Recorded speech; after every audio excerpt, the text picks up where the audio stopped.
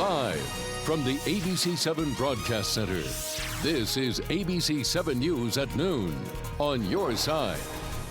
New at noon, celebrities descend on a D.C. courthouse, a star-studded list of supporters in town for Chris Brown's assault trial.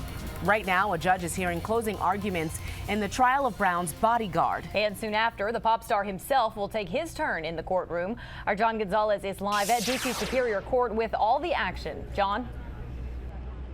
Good afternoon, ladies. What started off as an assault after a selfie, well, it has turned into a bit of a show here at D.C. Superior Court as we await that verdict that should come down at any moment now. Now, the morning started with the judge here in court denying the motion to acquit, to dismiss the charges, the misdemeanor assault charges against Chris Brown's bodyguard, Christopher Holliday, and we heard from two more witnesses after the judge decided to go on with the trial. Now, both Holliday and Brown were charged with misdemeanor assault. Holliday, a towering figure in court, 6'7" with long dreads. He decided not to testify before closing arguments. And again, still no verdict. Now, with a chance that Brown's trial could also begin today, well-known entertainers were inside the courtroom. He had a lot of support, Chris Brown, including family and friends, his mother and girlfriend, and we also saw a couple of entourages come into the courtroom, including performers like Bow Wow, Tank,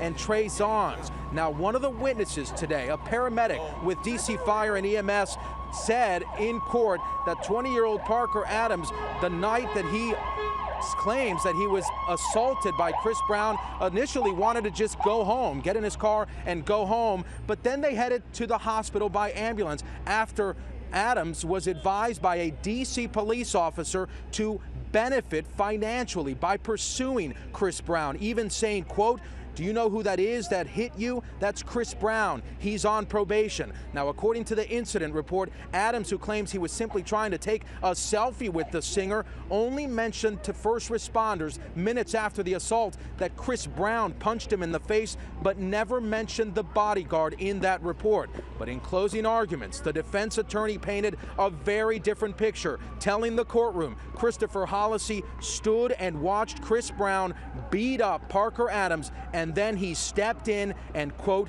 finished him off. Now, again, we are waiting for that verdict to come down, and then there is a chance that Chris Brown's trial will begin today. If not, it would begin on Monday.